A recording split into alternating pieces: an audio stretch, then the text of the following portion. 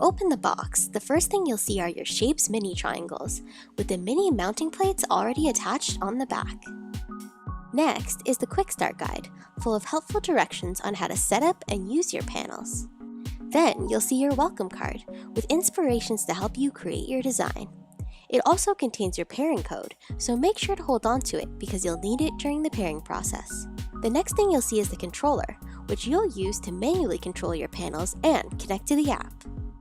Next, you'll find the power supply unit that you'll be using to power your panels, and you'll find your pairing code again on the back of here.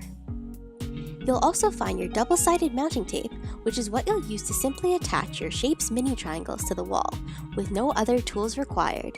And finally are your linkers, these small pieces that you'll snap onto your panels to connect each mini triangle in your layout. And that's what you'll find in your Nanoleaf Shapes Mini Triangle Smarter Kit.